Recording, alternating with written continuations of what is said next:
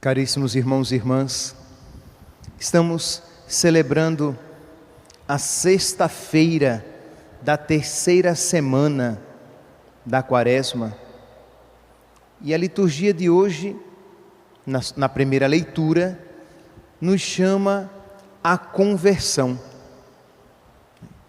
Nada mais propício do que no tempo da Quaresma, é um tempo de conversão, de mudança de vida, de retorno ao Senhor. O contexto, aqui é Oséias, leitura da profecia de Oséias no capítulo 14, o contexto é o seguinte: Israel está sitiado pelos seus inimigos, que querem invadir Israel e destruir. E diante do pavor de ser destruído, diante do medo de Israel ser destruído, Israel quer fazer aliança com qualquer outro reino, desde que o salve da desgraça. Mas é interessante que, se nós pegarmos o capítulo 13 do mesmo profeta, do profeta Oséias, nós veremos que Israel está naquela situação porque Israel pecou. Isto é, Israel está fragilizado e será invadido porque se esqueceu do seu Senhor. E a solução não é fazer aliança com a Assíria. A solução não é procurar segurança nos carros e nos cavalos de um outro reino poderoso e pagão. A solução está em voltar-se para o Senhor. Então, vamos aqui entender bem o contexto para que entendamos a primeira leitura de hoje. Israel que caiu na idolatria, Israel que se esqueceu do Senhor, está agora prestes a ser invadido por um reino inimigo e não pensa em mudar de vida para que Deus novamente o abençoe, mas pensa em afundar ainda mais na sua idolatria para resolver os seus problemas. Então ouçamos aqui a profecia de Deus por meio do profeta Oséias.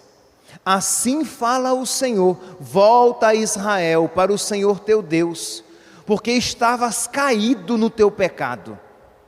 Vós todos, encontrai palavras e voltai para o Senhor. Dizei-lhe: livra-nos de todo mal. Isto é, Deus está ensinando Israel: Israel, peça a salvação de mim, e você receberá. Pede, reze assim: livra-nos, Senhor, de todo mal, e aceita este bem que oferecemos, o fruto dos nossos lábios. E o que é o fruto dos nossos lábios? Vamos aqui voltar. Deus está ensinando Israel, que está desesperado, que está prestes a piorar ainda mais na sua idolatria. Deus diz a Israel: olha, reze assim,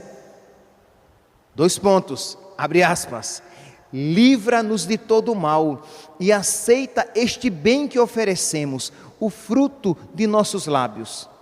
E qual é o fruto dos nossos lábios?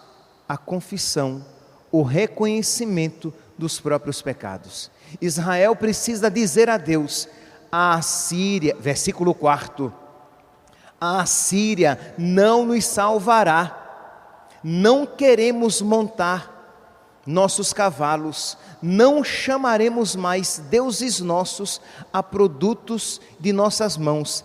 Em ti, Senhor, somente em ti, o órfão encontrará misericórdia. Então o profeta Oséias alerta o povo: reconheça os pecados, reconheça que pecou. Israel, reconheça que você se desviou do bom caminho, e Deus o livrará de todo mal. Meus irmãos, já não é de agora que eu venho dizendo que nós precisamos reconhecer os nossos erros, os nossos pecados como homens e mulheres de igreja. Nós não podemos simplesmente olhar para a nossa vida, se nós colocarmos esta palavra no contexto atual no qual vivemos, de uma peste, de uma pandemia. Nós precisamos pedir a Deus que de nós tenha misericórdia, porque sim, esta pandemia além de todos os fatores humanos, é um meio de que Deus está se utilizando para purificar a nós, homens e mulheres da igreja, para chamar o mundo à conversão. Mas a questão aqui é o quê? Para quem voltaremos os nossos olhos neste período de pandemia? Nós voltaremos os nossos olhos para o álcool gel, nós voltaremos os nossos olhos para a asepsia, nós voltaremos os nossos olhos para afastar, para ter uma distância segura uns dos outros, nós voltaremos os nossos olhos simplesmente para a quarentena. Tudo isso é correto, devido e necessário, mas nós precisamos voltar os nossos olhos para Deus e dizer: Senhor, a minha vida é breve, Senhor, tende misericórdia de mim e dos meus pecados, e olhar para os pecados que você já cometeu na sua vida, e olhar para os erros que você já cometeu na sua vida, e olhar para os ídolos que você já teve ou tem na sua vida, e fazer uso desta penitência de que Deus nos dá, fazer uso dela como purificação para a sua vida. Mas não apenas olhar para os pecados dos homens e mulheres da igreja, as ofensas que nós, homens e mulheres da igreja, cometemos contra Deus, e fazer penitência e dizer: Senhor, nós merecemos este mal, mas por misericórdia, livra-nos do pecado, livra-nos deste mal, tende misericórdia de nós, porque senão nós iremos sofrer simplesmente como os pagãos. Nós iremos passar esta pandemia como os pagãos, isto é, ora, fazer quarentena, usar álcool gel, lavar bem as mãos, quando espirrar, usar o braço e outras medidas. Isso daí, os pagãos também fazem. Qual é o diferencial do cristão? Como é que o católico vai viver? Isto é, eu repito, é claro que nós faremos tudo, tomaremos todos esses cuidados, mas não apenas. Nós cristãos, nós viveremos este período de pandemia, nós viveremos como cristãos, nós viveremos como católicos, nós viveremos na paciência, nós viveremos no espírito de oração, e nós ofereceremos a Deus o nosso sacrifício em expiação pelos nossos pecados e os do mundo inteiro. É assim que o cristão católico precisa viver. É assim que a paróquia Cristo Rei, privada da Santa Missa, precisa viver nas suas casas, em espírito de oração, oferecendo a Deus este sacrifício em expiação pelos seus pecados e pelos pecados do mundo inteiro.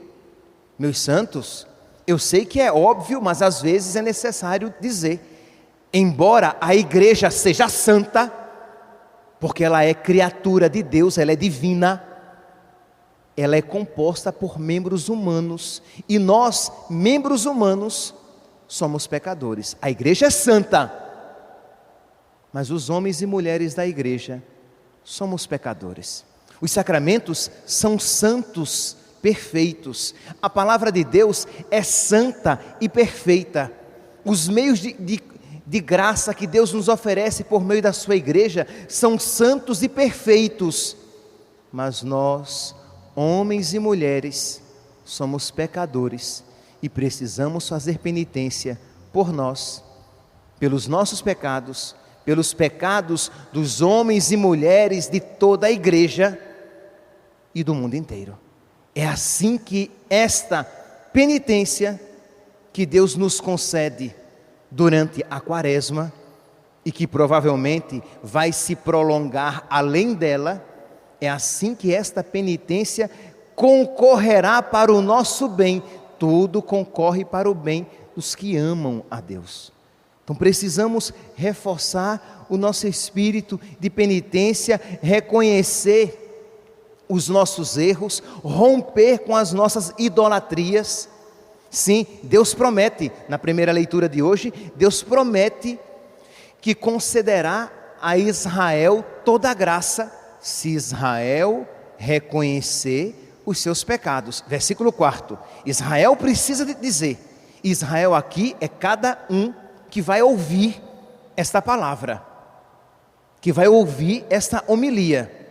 Então eu poderia colocar o nome de cada um que vai ouvir esta homilia, isto é, o que é que Deus manda dizer? A Assíria não nos salvará. Então você olha para os seus apegos, você pensa nos seus apegos, você pensa nos seus pecados e você diz interiormente: o meu dinheiro não me dará a felicidade e a salvação, a minha saúde não me dará a salvação, a minha segurança não me dará a salvação, os meus apegos desregrados não me darão a salvação.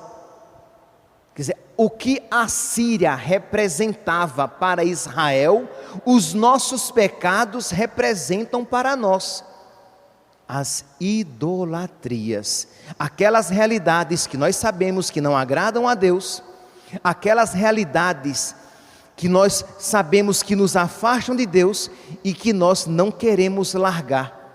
Aquelas situações de vida que nós sabemos que precisam ser mudadas e que nós não queremos mudar. Pois bem, meu santo, Deus diz: se você mudar de vida, a minha bênção virá sobre ti. Se você não mudar de vida, você será refém e viverá as consequências dos seus próprios pecados. A perdição eterna. Continua então. Deus diz: para aquele que reconhecer e que romper com os seus ídolos, hei de curar sua perversidade, e me será fácil amá-los, deles se afastará a minha ira. A nossa penitência, deixa eu dizer de outra maneira, a nossa penitência afastará a ira de Deus. Como assim, padre? A ira de Deus? Sim, meus santos, a ira de Deus é santa, e a ira de Deus é para a nossa salvação. Então a cólera de Deus vem, nós mudamos de vida, e Deus afasta a sua cólera, e nós alcançamos a salvação, não apenas para nós, mas por aqueles que nós rezarmos, intercedermos, e que esta cólera será caminho de conversão e mudança de vida. Muitos, infelizmente, nesse período de pandemia, perderão a fé, infelizmente, mas também, graças às nossas orações, muitos voltarão para Deus, porque voltarão seus olhos para o essencial. A vida do homem sobre a terra é frágil, é breve, é passageira. Nós não temos domínio sobre os acontecimentos da nossa vida. Vejamos, um dia tínhamos todos a Santa Missa em todas as igrejas, e quantos pouco valorizávamos a Santa Missa. Da noite para o dia, o santo sacrifício nos foi tirado. Entende, meus santos? Precisamos então fazer penitência para que a ira de Deus seja afastada. Versículo 5, hei de curar, se vocês fizerem penitência, se vocês romperem com a sua idolatria, se vocês mudarem de vida, escutem, abram os ouvidos, vocês que estão escutando esta homilia. Se vocês mudarem de conduta, se vocês se voltarem para mim, me será fácil amá-los, e eu afastarei a minha cólera. Serei como orvalho para Israel, e ele florescerá como lírio, e lançará raízes como as plantas do Líbano.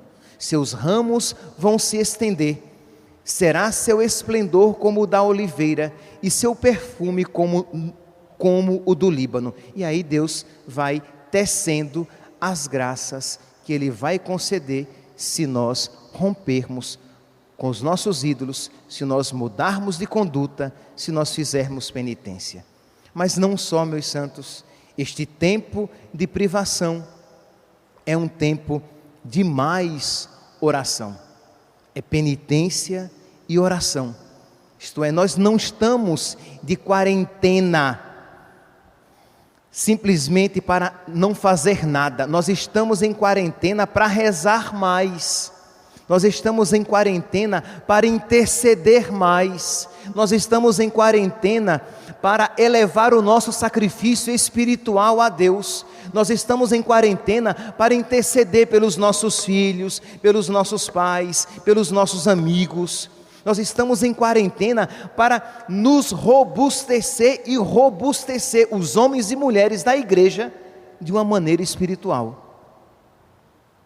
Tertuliano, um escritor eclesiástico do século III, ele escreve algo belíssimo sobre a oração, e que tenho certeza, meus santos, que neste tempo de provação pelo qual estamos passando, é algo importantíssimo para nós.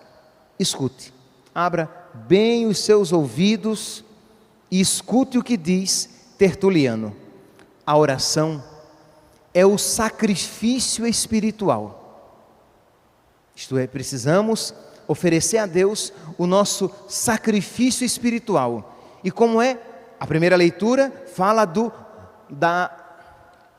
versículo 4, que fala do fruto, versículo 3, do fruto dos nossos lábios, que é o reconhecimento dos próprios pecados.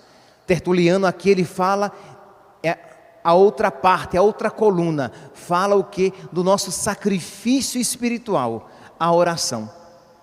Nós somos verdadeiros adoradores quando, orando em espírito, oferecemos o sacrifício espiritual da oração, como oferenda digna e agradável a Deus, aquela que Ele mesmo pediu e preparou. Então, neste período de sacrifício, de penitência, de sofrimento, de renúncia, nós somos chamados, o quê? Todo mundo vai sofrer, né, meus santos? Porque o coronavírus não é apenas para os cristãos, para os católicos, é para todos. Então, todo mundo vai sofrer. Muitos vão adoecer, sejam católicos, sejam não católicos, sejam pagãos. Muitos vão sofrer, muitos vão adoecer, mas nós somos chamados a sofrer como espiritualmente, de uma maneira agradável a Deus, unido à cruz de Cristo. E como é que isso é possível? Tendo vida de oração, oferecendo a Deus o nosso sacrifício espiritual. Esta oferenda, diz Tertuliano, apresentada de coração sincero, ela nos alcançará de Deus tudo o que nós pedimos. Isto é, a oração, o nosso sacrifício espiritual, nos alcançará tudo o que nós pedimos, porque nos unirá a Deus e nos fará desejar as coisas segundo Deus. Vida de oração que nos faz semelhantes a nosso Senhor. Que poderia Deus negar a oração que procede do Espírito da verdade, se foi Ele mesmo que assim exigiu? Todos nós lemos, ouvimos e acreditamos como são grandes os testemunhos da sua eficácia. Então Tertuliano está falando, todos nós conhecemos a eficácia da oração. Como são grandes as eficácias, as graças que Deus nos concede por meio da oração. Então, gente, vamos rezar mais, vamos conversar mais com nosso Senhor, vamos rezar o nosso terço e pedir a intercessão de Nossa Senhora, vamos aproveitar esta quarentena para que quando ela terminar, nós saiamos mais amigos de Deus. Então continua Tertuliano, Deus não nega nada àquele que reza. Nos tempos passados, a oração livrava do fogo, das pestes e da fome. No entanto, ainda não havia recebido de Cristo toda a sua eficácia. Então, antigamente, antes de Cristo, diz Tertuliano, a oração já era poderosa. Ele se refere aqui aos judeus. E ele diz, imagina agora que nós temos Cristo orando em nós, morando nos nossos corações. Somos templo de Deus, somos templo do Espírito Santo. Imagine quão mais poderosa é a nossa oração. Agora, claro, se nós vamos nos viver a quarentena em desespero, em lamúria e em reclamação, você vai sair pior, se você sair da quarentena. Mas se nós aproveitarmos para crescer na intimidade com Deus, para rezar mais, sairemos mais fortalecidos, porque de alguma maneira nós estamos num retiro forçado. Então digamos como Jesus, ninguém tira a minha vida, eu a dou livremente. Ninguém tira a minha liberdade, eu a dou livremente. Ninguém me força a fazer retiro, eu farei livremente. Aproveitar esse tempo. Quanto, ele continua dizendo, então nós temos Cristo no nosso coração, imagine como é mais poderosa a oração. Quanto maior não será, portanto, a eficácia da oração cristã. Talvez não faça descer o orvalho, as chamas como orvalho. Talvez não feche a boca dos leões, não leve a refeição aos camponeses famintos, e não impeça milagrosamente o sofrimento, mas a oração sempre virá em auxílio dos que suportam a dor com paciência. A oração sempre aumentará a graça aos que sofrem com fortaleza, para que vejam com os olhos da fé a recompensa do Senhor, reservada aos que sofrem pelo nome de Deus. Então a oração sempre nos ajudará a viver com paciência e virtude este tempo de provação. Outrora, antigamente, a oração fazia vir pragas, derrotava os exércitos inimigos, impedia as chuvas. Agora, porém, a oração autêntica afasta a ira de Deus. Só a oração vence a Deus. Então, meus santos, nós poderíamos aqui seguir em frente, mas Tertuliano vai falando que quando ele usa a expressão que a oração vence a Deus, ele está dizendo que na oração nós conseguimos graças imensas da parte de Deus. Então, meus santos, hoje, sexta-feira, reconheçamos-nos pecadores, façamos penitência por nós e pelo mundo inteiro, como nos ensina a primeira leitura de hoje, e rezemos mais, busquemos mais Deus em oração, como nos ensina Tertuliano neste texto que acabamos de ouvir. Louvado seja nosso Senhor Jesus Cristo.